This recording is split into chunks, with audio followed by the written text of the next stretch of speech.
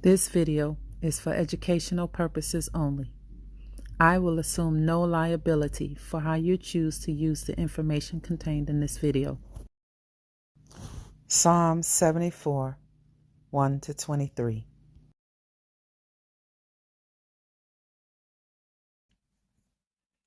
Why, O Elohim, have you rejected us forever? Why does your anger smoke against the sheep of your pasture? Remember your congregation that you bought long ago, when you redeemed the tribe of your inheritance.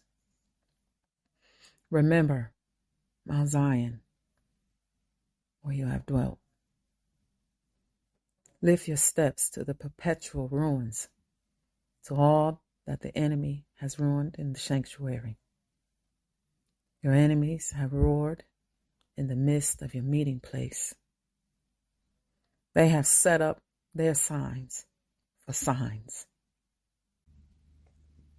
They are known to be like those who wield axes in a thicket of trees.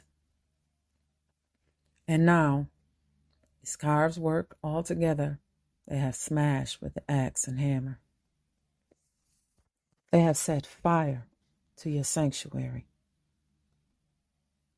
They have defiled to the ground a dwelling place for your name.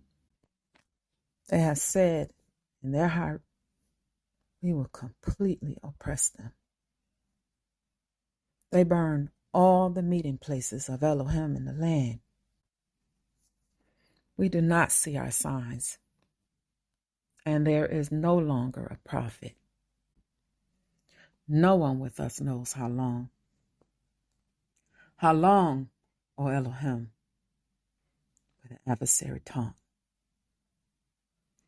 Will the enemy treat your name with contempt forever? Why do you draw back your hand, even your right hand? Take it from your bosom, destroy them. For Elohim has been my king long ago, working salvation in the midst of the earth. You split open the sea by your strength. You broke the heads of the sea monsters in the waters. You crushed the heads of Leviathan. You gave him as food to the desert dwelling creatures. You split open spring and wadi. You dried up ever-flowing rivers. Yours is the day, yours is the night also. You established light and sun. You defined all the boundaries of the earth. Summer and winter, you formed them. O Yahweh, remember this. The enemy taunts, and foolish people treat your name with contempt. Do not give to the beast the life of your dove. Do not ever forget the life of your afflicted ones. Have regard for the covenant, because the dark places of the land are full of the haunts of violence. Do not let the oppressed turn back humiliated. Let the poor and needy praise your name. Rise up, O Elohim. Plead your cause. Remember the reproaching of you by the foolish all along. Do not forget the sound of your adversaries, the roar of those rising up against you, ascending continually. Shalom, shalom, and welcome back. I give thanks and praise to Yahweh, the King of Israel, for another opportunity to share with you the things that the Spirit of wisdom has been showing me. I give thanks and praise to you, Yahweh, wisdom, knowledge, and understanding. I give you thanks and praise, Yahweh, for your loyal love, tender mercies, and for being that sanctuary you promised to be for us in captivity. We have been traveling on a road to uncover our true status in this land. We have learned that we are classified as fictitious dead entities. We also learned that civilly dead entities have no rights. It was revealed that there are two types of citizens: state citizen and federal citizen. Lastly, it was also shown that our birth certificates are titles to ourselves. There's a lot more that we will cover on this path, but today we are going to stop and observe a waymark on the route. What is a waymark? A sign or symbol marked in a prominent position in an off-road location to show the track of a footpath or route. It's a finger post, a guide post, or a milestone. So let's talk about food. So the food is the first attack vector. So I was on Fox Business 2 weeks ago. They asked me about an article the UN put out, when the UN titled the article, why it's good to be hungry, why being hungry is good. And they were saying we need people to be starving because there's all these jobs that have to be done that nobody would do unless they were starving. Who said that? It was an article on the UN website. Wow. And like I said, Fox had me on to talk about it. They took it down after half a day because the backlash was so insane. But per the UN, about 868 million people could starve to death in the next 24 months, almost a billion. So in the next 24 months. A different economy, and we're going to be learning more about that as we go. But clearly, we're learning that things can be done from remote locations. We're learning that technology can replace people even more than we thought.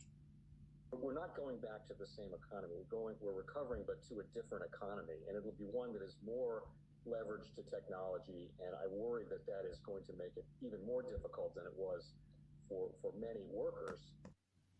For those of you who don't know who this man is, he is Jerome Powell, Chairman of the Board of Governors of the Federal Reserve Systems. The Federal Reserve System is not a government-run system. It is a privately run corporation of central bankers. How did a privately run corporation get in control of the United States financial system? A history on the Federal Reserves is a video in itself, but we are going to do a short timeline of events to address this finger post in the road to give us some added direction or clarity on our path.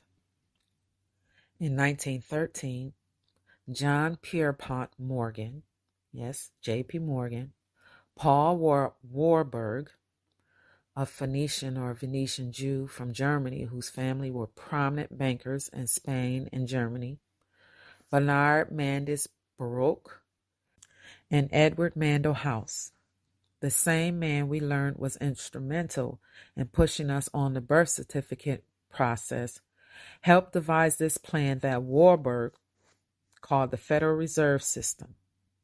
But Baron Alfred de Rothschild was the mastermind of the plan. They used Congressman Cotter Glass and Senator Robert House to introduce the bill to Congress. On October 6, 1917, Congress passed the Trading with the Enemies Act.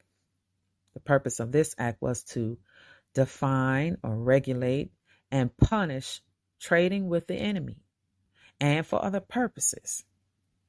Congress defined who the enemy was.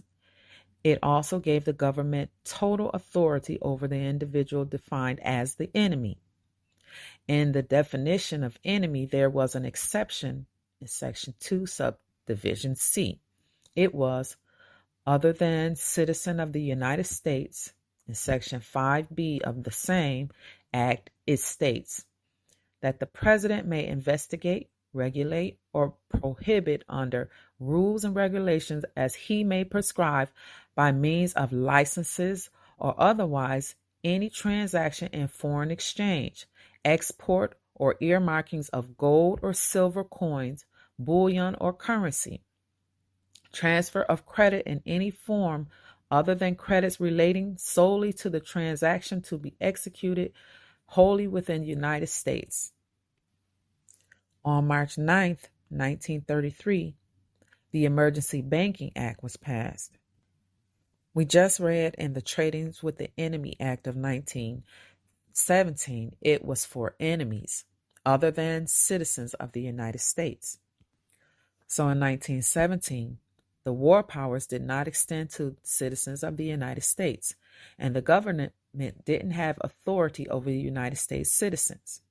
Roosevelt made an amendment to the 1917 Act in 1933 in Section 2 of the March 9th, 1933. It states, Subdivision B of Section 5 of the Act of October 6, 1917, and this is Stat 40 Stat L 411, as amended, it hereby amends as follow: during times of war or during any other time of national emergency declared by the President, the President may, through any agency that he may designate or otherwise investigate, regulate, or prohibit under such rules and regulations as he may prescribe by means of licenses or otherwise any transaction in foreign exchange, transfer of credits between or payments by banking institutions as defined by the President, and export, hoarding, melting, or earmarkings of gold or silver, coin or bullions or currency by any person within the United States or any place subject to the jurisdiction thereof. Remember, a person is a corporation. In 1933, the United States citizens became subjects to the powers of the Trading with the Enemies Act of 1917. What was the national emergency in 1933? It was a banking crisis. The stock market had crashed in 1929 and a depression was in full swing. All the banks were closed for a banking holiday. The real crisis was that until this act was passed in 1933, your bank deposits were backed by gold in their vaults. The problem was the gold was no longer there, and people were lining up at the banks and demanding to cash in their gold certificates for the gold they supposedly had in the banks. The banks didn't have the gold to return to them. June 5th, 1933. House Joint Resolution 192, or HJR 192. Resolved by the Senate and the House of Representatives of the United States of America in Congress assembled, that every provision contained or made with respect to any obligation which purports to give the obligee the right to require payment in gold or a particular kind of coin or currency or in an amount of money of the United States measured thereby is declared to be against public policy. No such provision shall be contained in or made with respect to an obligation hereafter incurred. Every obligation heretofore or hereafter incurred, whether or not any such provision is contained therein or made with respect thereto, shall be discharged upon payment, dollar for dollar, in any such coin or currency, with at the time of payment is legal tender for the public or private debts. HJR 192 is also something we will look at further as we go along, but for the sake of this video, this resolution basically said that debt could no longer be paid with money. It could only be discharged. The government took away our ability to lawfully pay off our debts, which was through constitutional money of gold and silver, and they put us on the system of debt or pledging. The government confiscated all the gold in 1933, followed by silver in 1934. This was based on a supposed national emergency. Some of you murmur about martial law, but the truth is we have been under martial law since 1863. July 24, 1973. A special committee was formed to study the termination of the national emergency. Senate Report 93-549. On July 24, 1973, it stated, since March of 1933, the United States has been in a state of declared national emergency. These proclamations give force to 470 provisions of federal law. These hundreds of statutes delegated to the President extraordinary powers exercised by Congress, which affects the lives of American citizens in a host of encompassing manners. This vast range of power takes together confer enough authority to rule this country without reference to normal constitutional process. On September 14, 1976, Public Law 94-112 was passed to terminate certain authorities with respect to national emergencies still in effect and to provide for orderly implementation of termination of future national emergencies. There was one exception to that act found in Section 502A. The provisions of this act shall not apply to the following provisions of law: the powers and authorities conferred thereby and actions taken thereunto, Section 5B of the Act of October 6, 1917. Remember, that's the Trading with the Enemies Act. So this exception kept us under the Trading with the Enemies Act, which is national emergency and martial law. Now we reach down to March 17th, 1993. This is the United States Congressional Record of March 17th, 1933, Volume 33, page H 1303. Speaker, Senator James Trafford, Jr., he's of Ohio, addressing the House. Mr. Speaker, we are here now in Chapter 11. Members of Congress are official trustees presiding over the greatest reorganization of any bankrupt entity in the world, the U.S. government. We are setting forth, hopefully, a blueprint for our future. There are some who say it is a corner report that will lead to our demise. It is an established fact that the United States federal government has been dissolved by the Emergency Banking Act of March 9, 1933, 48 Stat 1, Public Law 89719, declared by President Roosevelt being bankrupt and insolvent. HJR 192, 73rd Congress session on June 5, 1933, joint resolution to suspend the gold standard and abrogate the gold clause, dissolve the sovereignty authority of the United States and the official capacity of all United States governmental offices, officers, and departments, and is further evidence that the United States federal government exists today in name only. The receivers of the United States bankruptcy are the international bankers via the United Nations, the World Bank, and the International Monetary Fund. All United States offices, officials, and departments are now operating within a de facto status in name only under the emergency war powers, with the constitutional Republican form of government now dissolved. The receivers of the bankruptcy have adopted a new form of government for the United States. This new form of government is known as democracy, being as an established socialist communist order under a new governor of America. This act was instituted and established by transferring and or placing the office of the Secretary of the Treasury to that of the governor of the International Monetary Fund. Public Law 94-564, Section 8, Section HR 13955 reads in part, the U.S. Secretary of Treasury received no compensation for representing the United States. Remember, the law is where the true history of a nation is found, not in revisionist history books.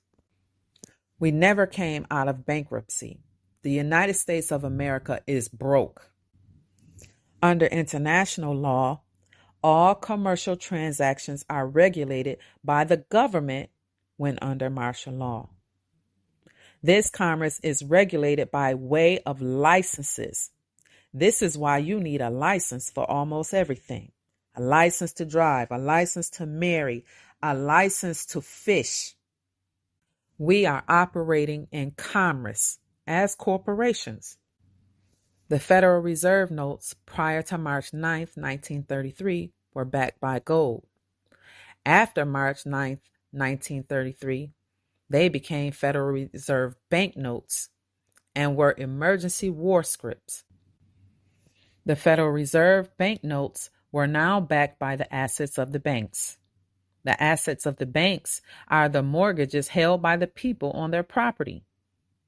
But the people needed to be mortgaged also.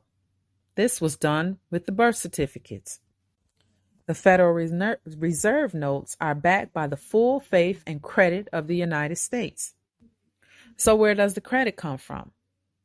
The U.S. citizens are the collateral for the Federal Reserve notes in circulation. When the government declared bankruptcy, all commercial activity and all the United States citizens themselves were pledged as collateral to pay off the debt. That's right. You and I were put up as collateral or surety for the debt of this country. Remember, in the last video, we spoke about pledging and how Torah law prohibits us from becoming surety for the debt of anyone. Our birth certificate is just a certificate of title to the U.S. citizen, just like you get a title to your car. Legally, you do not own your car if you don't pay the fees associated with it. You can't drive it. Just like you don't own your home if you don't pay your taxes. You do not own the fictitious U.S. citizen. The government holds title to everything, including you. They are claiming this property as their own by presumption. It is theirs until you rebut the presumption. Now the Federal Reserve is talking about moving us on to a new system or a new economy, a digital economy where they will introduce a central bank digital currency. But what is a CBDC?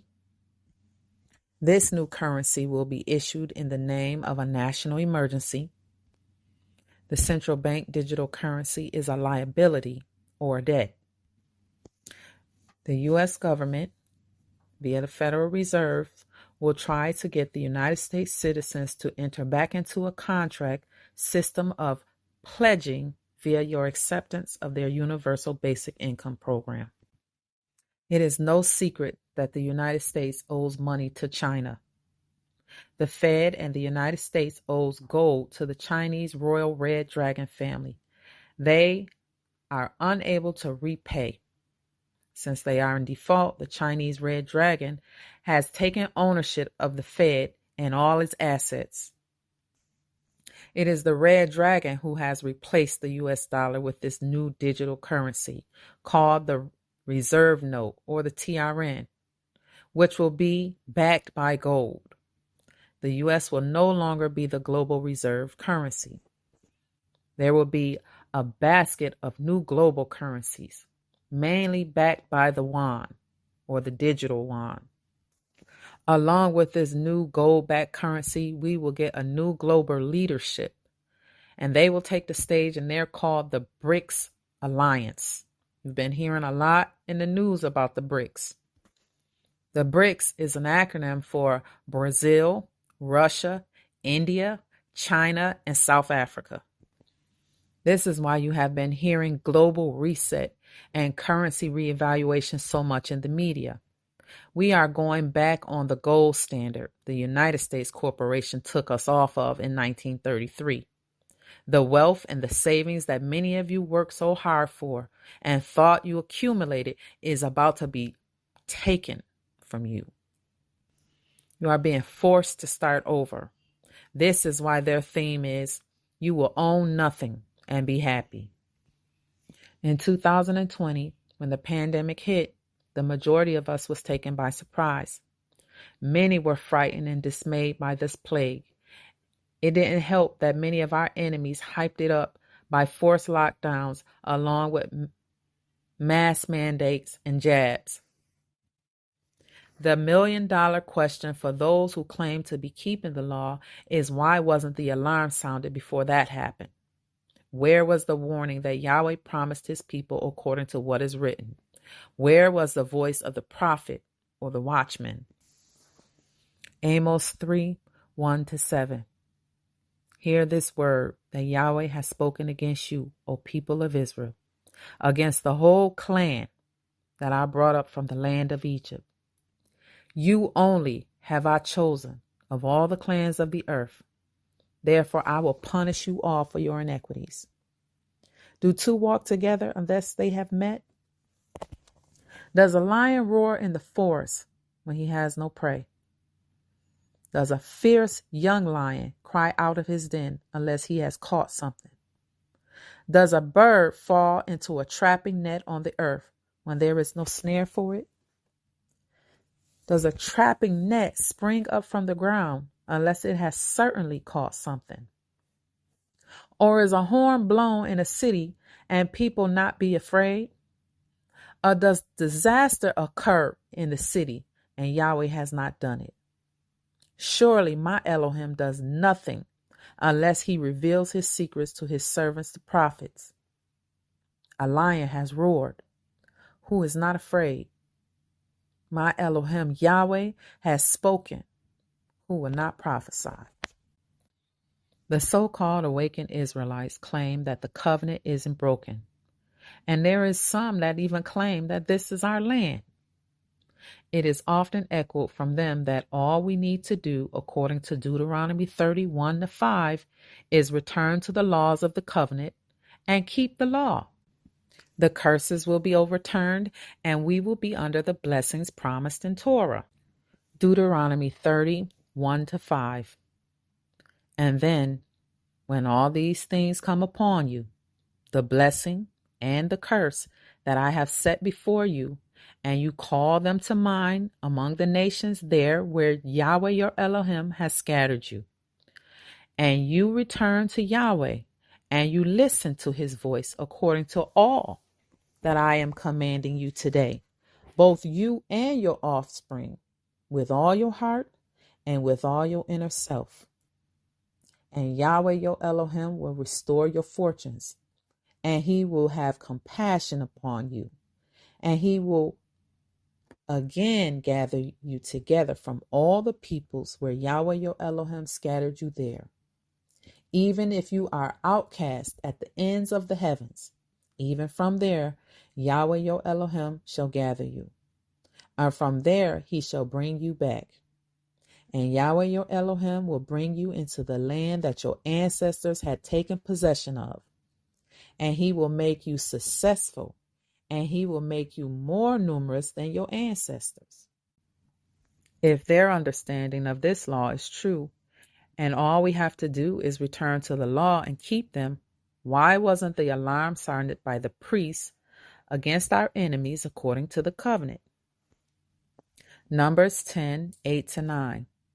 The sons of Aaron, the priest, will blow on the trumpet. This will be an eternal decree for your generations. If you go to war in your land against the enemy who attacks you, you will signal with a loud noise on the trumpets. You will be remembered before Yahweh your Elohim, and you will be rescued from your enemies. Where are the priests, Israel? And more importantly, where is Yahweh, Israel? Where are the prophets, and where is the warning from them on the new economy that the Federal Reserve Chairman is speaking about? This change in economy is not expected to be a good thing for us. It is said to cause greater oppression. So where is the warning, Israel? I've seen warnings going forth from many people, but not one of them speaking in the name of Yahweh. According to what is written, our prophets speak in the name of Yahweh. Deuteronomy 18:15-22. Yahweh thy Elohim will raise up unto thee a prophet from the midst of thee, of thy brethren, like unto me. Unto him ye shall hearken, according to all that thou desirest of Yahweh thy Elohim in Horeb in the day of the assembly, saying, Let not me hear again the voice of Yahweh my Elohim, neither let us see this great fire any more, that I die not. And Yahweh said unto me, They have well spoken that which they have spoken. I will raise them up a prophet from among their brethren, like unto thee, and will put my words in his mouth, and he shall speak unto them all that I shall command him. And it shall come to pass that whoever will not hearken unto my words, which he shall speak in my name, I will require it of him. But the prophet which shall presume to speak a word in my name, which I have not commanded him to speak, or that shall speak in the name of other gods, even that prophet shall die. And if thou say in thy heart, How shall we know the word which Yahweh has not spoken? When a prophet speaketh in the name of Yahweh, if the thing follow not, nor come to pass, that is the thing which Yahweh hath not spoken, but the prophet hath spoken it presumptuously. Thou shalt not be afraid of him. These people are prophesying in the name of Baal, or Lord as they call him in the English tongue. Jeremiah 2:4-8. Hear ye the word of Yahweh, O house of Jacob, and all the families of the house of Israel. Thus saith Yahweh, What iniquity have your fathers found in me, that they have gone far from me, and have walked after vanity, and become vain? Neither said they, Where is Yahweh, that brought us up out of the land of Egypt, that led us through the wilderness, through a land of deserts and of pits, through a land of drought and of the shadow of death, through a land that no man passed through, and where no man dwelt. And I brought you into a plentiful country, to eat the fruit thereof, and the goodness thereof. But when you entered, you defiled my land, and made my heritage an abomination. The priests said not, Where is Yahweh? And they that handled the law knew me not. The pastors also transgressed me, and the prophets prophesied by Baal, and walked after things that do not profit. Have mercy. The leaders that you hold in high regard are not sounding the alarm on what is about to take place. They are too busy plundering the fatherless, the widows, and the poor among us with tithes and offerings. Israel, the watchmen are asleep on the battlefield. Isaiah 56:9-12. All wild animals, all ye beasts of the field, come to devour. Yea, all ye beasts in the forest, his watchmen are blind. They are all ignorant. They are all dumb dogs. They cannot bark, sleeping, lying down, loving to slumber. Yea, they are greedy dogs, which can never have enough. And they are shepherds that cannot understand. They all look to their own way, everyone for his gain, from his quarter. Come ye, say they, I will fetch wine, and we will fill ourselves with strong drink, and tomorrow shall be as this day, and much more abundant. Have mercy. Many of the pastors know that they are wrong in what they're doing. Creflo Dollar came out recently and admitted taking tithes from the poor was wrong. But he still hasn't done the right thing by returning that which he has taken. Since the sentence is not executed speedily, many of them feel they are free to continue to take from the poor. Ecclesiastes 8:11-13. Because sentence against an evil work is not executed speedily, therefore the heart of the sons of men is fully set in them to do evil. Though a sinner do evil 100 times, and his days be prolonged, yet surely I know that it shall be well with them that fear Yahweh, which fear before him. But it shall not be well with the wicked, neither shall he prolong his days, which are as a shadow, because he feareth not Yahweh. We were taken off guard during the pandemic, and many will be taken off guard when they pull the plug on this economy, because Yahweh is still punishing us. All your pretense of Torah keeping does not change the truth. We are still deep in the furnace of affliction. Yahweh has given them the authority to plunder us at will. They are the rod and his beating stick that he has chosen against the house of Israel and the house of Yehudah. If we were under the covenant of the laws, our prophets would be among us, guiding us and telling us what Yahweh has commanded. Our enemies are plotting evil against us, and no prophet is warning us. Isaiah 10:1-7. Those who decree decrees of evil, and writers who have written harm, to guide the needy away from legal claims, and to rob the justice from the poor of my people, to make widows their spoil, and they plunder orphans. And what will you do at the day of punishment and at calamity? It comes from afar. To whom will you flee for help? And where will you leave your wealth? Save that they bow down under the prisoners and fall under the slain. In all of this, his anger has not turned away, and still his hand is stretched out. Syria, the rod of my anger, and a staff in their hand, my wrath.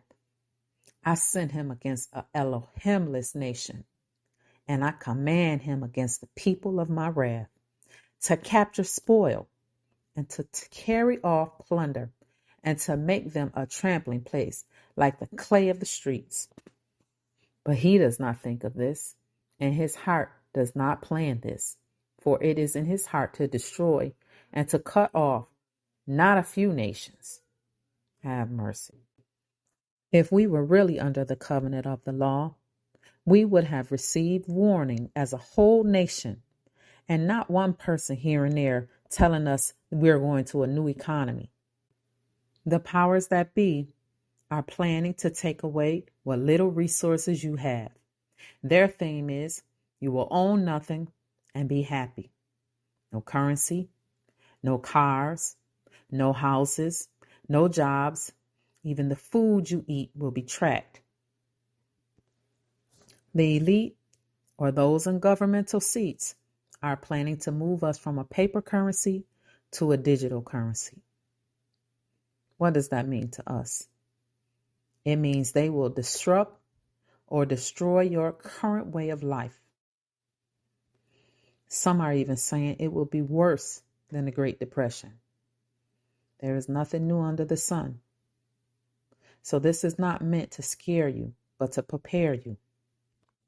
Ecclesiastes 1:8-11. All things toil continuously.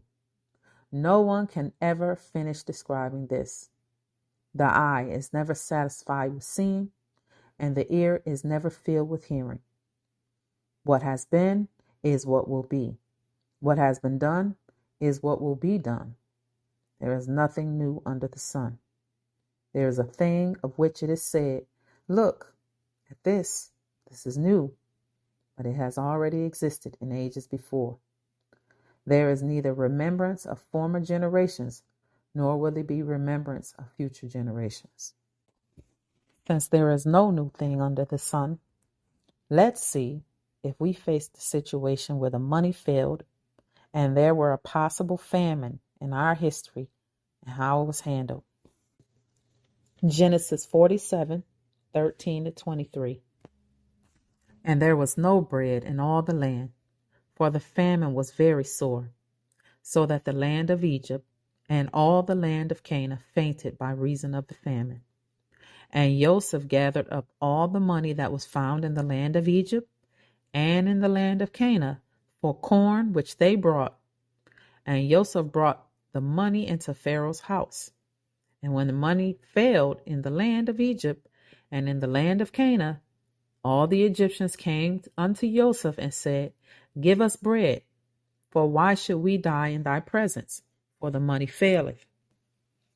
And Joseph said, Give your cattle, and I will give you for your cattle if money fail. And they brought their cattle unto Joseph. And Joseph gave them bread in exchange for horses, and for flocks, and for the cattle of the herds, and for the asses. And he fed them with bread for all their cattle for that year.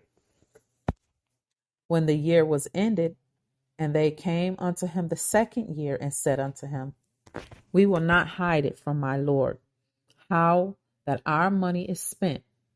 My Lord also have our herd of cattle.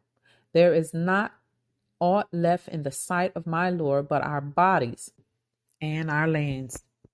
Wherefore shall we die before thine eyes, both we and our land?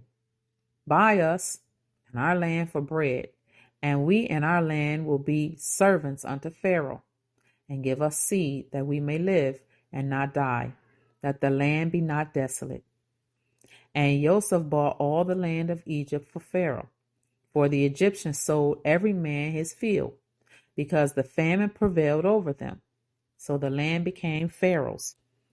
And as for the people, he removed them to cities from one end of the borders of Egypt even to the other end thereof. Only the land of the priests bought he not, for the priests had a portion assigned them of Pharaoh, and did eat their portion which Pharaoh gave them. Wherefore they sold not their lands. Then Joseph said unto the people, Behold, I have bought you this day and your land for Pharaoh. Lo, here is seed for you, and ye shall sow the land. The people in Egypt and Canaan were facing famine, and the money failed. Joseph's plan was to store food to combat the famine. He used the bartering system as a medium of exchange among the people. When they had nothing more to exchange, he contracted with them to plant seed and give a portion of their harvest to Pharaoh. Jerome Powell has already told us this new technology will be leveraged towards technology, and many workers will be displaced or laid off. They are planning to replace you with AI robots and high technology. They, nor Israel, can escape the judgment passed upon all men by Yahweh to eat by the sweat of our brow. You still have to work to eat. Our fathers were also commanded to plant gardens in captivity, a command many have ceased to do today. Jeremiah 29:4-9. Thus says Yahweh of hosts, the Elohim of Israel, to all the exiles whom I have deported from Jerusalem to Babylon: build houses and live in them, and plant gardens and eat their fruit. Take wives and father sons and daughters, and take for your sons wives, and give your daughters to men, that they may bear sons and daughters. Multiply there, and you must not be few. And seek the prosperity of the city where I have deported you, and pray on behalf of it to Yahweh, for in its prosperity you will have prosperity. For thus saith Yahweh of hosts, the Elohim of Israel, do not let your prophets who are in your midst or your diviners deceive you, and you must not listen to your dreams that you are causing them to dream. For they prophesied falsely to you in my name. I have not sent them, declares Yahweh. Have mercy. As far as the physical money is concerned, the United States is bankrupt. The fiat money is simply an IOU. Debt can no longer be paid, but simply discharged. You don't need fiat money to discharge your debts. You have ownership in an asset far greater than fiat money, yourself. Your birth certificates are bonds. A bond is a type of security under which the issuer, debtor, owes the holder, creditor, a debt and is obligated to repay the principal. When the birth certificate is used properly, it can be used to discharge corporate debt. When you use your birth certificate properly, it is like a stock certificate. It is your evidence of a beneficial interest in a corporate trust. According to the United States Security and Exchange Act of 1934, Amendment Number 1, Form 10, Item 1, Business. The James A. William Trust, and this is this man's name in all caps, is a District of Columbia business trust organization. The company was created in January of 2009 for income tax and bailment purposes. The company is a grantor, trust. Remember, we talked about what a grantor is. They function as a pass-through for the real living man, James Williams. The company will not engage in dealer or broker services, nor will the company issue securities for the purpose of profit and gain. The company will adhere to GAAP, maintain a zero balance, and any new credit issued for the daily expenses will be canceled by filing a 1099-C form at the end of each year quarterly tax filing with the IRS. The company's FIN number is 342758. William James, grantor/beneficiary for the company, has been appointed power of attorney for Williams James Andrew Trans Utility, which was created in Ontario on December 26, 1972, for the purpose of being a citizen for the United States of America.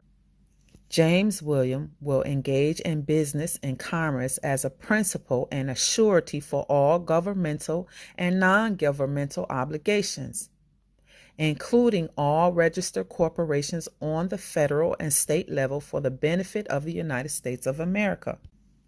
To accomplish this, James William and or the company will execute the necessary surety bonds, international promissory notes, bills of exchange, and supporting documents evidencing the obligation. After acceptance, then register the instrument with the Security and Exchange Commission and obtain a CUPIS number or International Registered Mail Number for tracking purposes for the surety bond, international promissory notes, and bills of exchange. James William and or the company's purposes is to exchange the surety bond, international promissory notes, bills of exchange for the obligation, and in return have the other party making the claim perform according to the surety bond instructions, creating a quid pro quo exchange for settlement and closure. James Williams and or the company will always have a priority security interest above all claims to ensure performance is rendered properly. James Williams and or the company shall execute each bond after acceptance of any claim for the benefit of the United States of America, leaving the party making the claim under the contract in a fiduciary capacity to release all claims and any funds from the escrow account in their custody listed on the surety bond to the principal to complete the quid pro quo exchange. The claimant, who now is in a fiduciary capacity, will be subject to all liability and payment if he dishonors his fiduciary duty to settle the exchange, and further, it will indemnify the original surety and principal from any further obligation on the surety bond or international promissory notes and bill of exchange. As a result of HJR 192, and from that day forward, June 5th, 1933, no one has been able to lawfully pay a debt or lawfully own anything. The only thing one can do is tender and transfer of debts, with the debt being perpetual. The suspension of the gold standard and the prohibition against paying debt removed the substance for our common law to operate on and created a void as far as the law is concerned. This substance was replaced with a public national credit system where debt is legal tender money. HJR 192 was implemented immediately. The day after President Roosevelt signed the resolution, the Treasury offered the public new government securities minus the traditional payable in gold clause. The 192 states that one cannot demand a certain form of currency that they want to receive if it is dollar for dollar. In consideration that only fiat money exists in circulation with which to discharge debt, and in order to facilitate lawful commercial transactions, and in order to lawfully engage in commerce, James A. William Trust shall issue negotiable instruments in adherence to public policy. UNCITRAL, which is United Nations Commission on International Trade Law, FASB, which is Financial Accounting Standard Board, and the accounting principles under GAAP, GAAP, which is Generally Accepted Accounting Principles. All commercial processes shall be truthfully, open, and above board, which is full disclosure. The company intends to apply the net proceeds from the sale of the 4 secured debt obligations for the research, development, and applications of knowledge and substance in the fields of science, medicine for the general health, and justice. In item 11 of that same form, it was completed. The company, which was his all caps name, is authorized by his ownership and control of the primary bond, which is the birth certificate, to issue 100 billion units, of which 100 billion are individual surety bonds, international promissory notes, bills of exchange. The company has issued a primary bond on December 29, 2008, valued at 100 billion United States dollars, and he provided his shipper and tracking number for what he has done. The bill number is to be used to offset any debt obligation that may be issued against James A. Williams Trust or James Williams. The beneficiary and or the company can only use this ledger to cancel out debt. The Secretary of the Treasury receipts of the aforesaid financial asset and certified statement of live birth, which was accepted for value and meant that the Secretary was able and obligated to ledger the credits on the public liability side of the accounts. The private side was already ledgered, and as a result of the acceptance without protest of the aforementioned assets. And I will leave a link to this in the description. This is on the Security Exchange Commission's archive files. Your birth certificate is not just a document that shows where you were born. It is a legal document stamped with seals and signatures. Signatures are signs or marks. Your signatures can help you or harm you because we are operating under commercial law. Everything is a contract, but we have not been taught these things. We cannot see our signs because our power is gone. Yahweh is not among us. He has left us. He has divorced Israel and Yehuda. Let's move forward. Money is any medium of exchange. It is anything that is widely accepted as a form of payment.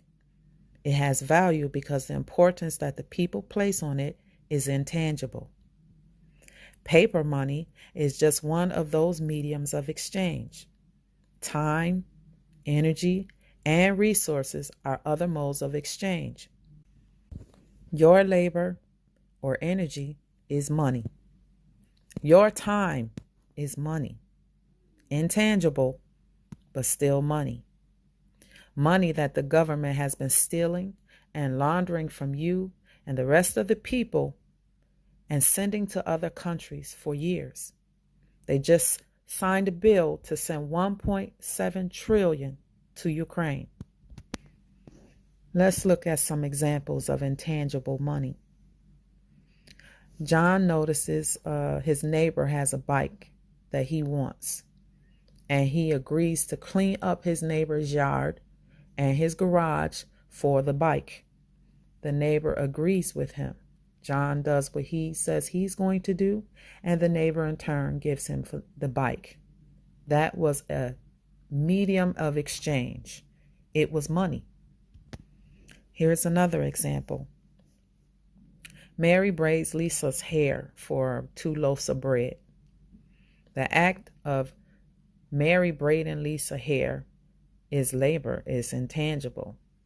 And Lisa giving Mary the 2 loaves of bread, that was also money. They exchanged something of value between the two of them to receive something else of value. It is called reciprocity. This is what it means to barter. The barter system has always been in existence. It is basically a means of exchanging goods and services of equal value. If and when the money fails from all this government spending and money printing, we can institute the bartering system among ourselves and plant seeds like our fathers did. After all, we should be seeking the old path. Jeremiah 6:13-17. And they have treated the wound of my people lightly, saying, peace, peace, but there is no peace. Have they acted ashamed, for they have committed a detestable thing? Not at all, nor were they ashamed. They did not know to feel humiliated. Therefore they will fall among those who fall at the time I punish them. They will stumble, says Yahweh. Thus saith Yahweh, stand at the road and look, and ask for the ancient paths, where the way of the good is, and walk in it, and find rest for your inner selves. But they said, we will not walk in it. And I raised up watchmen over you. Listen attentively to the sound of the horn. But they said, we will not listen attentively. Our enemies are always working tirelessly to keep us distracted with nonsense while they plot their evil schemes. They have even enlisted some of our own people to help them carry out their plans. They create chaos to watch our reaction, and then play the role of hero when they come in with their evil plans. They are creating problems as we speak by inflating your dollar by way of money printing. The system will collapse, and the solution will be universal basic income. Be aware of their plans. Start your garden. Learn about investment options like gold and silver and cryptocurrency. Learn a trade now, because your energy and time is money.